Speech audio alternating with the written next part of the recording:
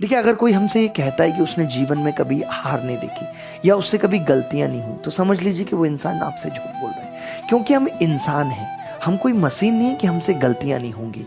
गलतियां हमारे जीवन का हिस्सा है। जब हम हार जाते हैं तो उस सिचुएशन में हम ये मान लेते हैं कि हमसे कुछ नहीं हो सकता, अब सब कुछ खत्म हो गया है।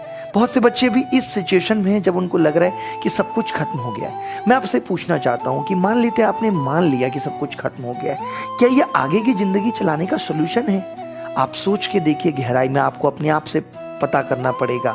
आपकी बेचैनी, आपकी परेशानी आपसे बेहतर कोई नहीं समझ सकता।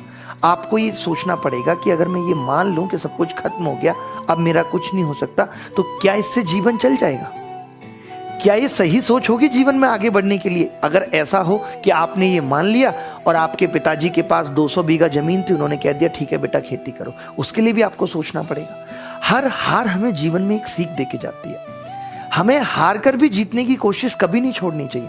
आप देखिए, जब मैं एक गेंद को, फुटबॉल को जमीन पे नीचे मारूं, तो जितना तेज मैं नीचे उसे लेके जाऊंगा उतनी तेज वो ऊपर से उछलेगी। जैसे एक चीता जब लंबी छलांग लगाना चाहता है तो उससे पहले वो पीछे होता है। तो ठीक उसी तरह इंसान को भी वापस खड़ा होना है।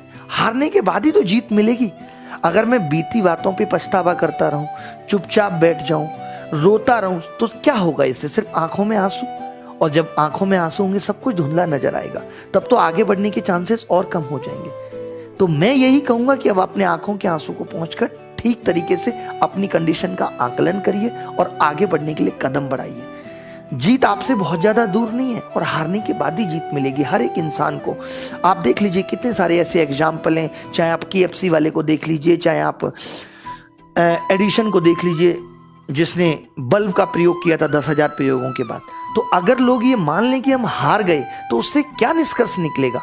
कुछ भी निष्कर्ष नहीं निकलने वाला। आप सोचिए कि जब हम बहुत छोटे थे, चलना सीख रहे थे, हजारों बार गिरते थे, दोबारा उठने की कोशिश करते थे, फिर गिरते थे, लेकिन आखिरकार एक दिन चलना सीख गए।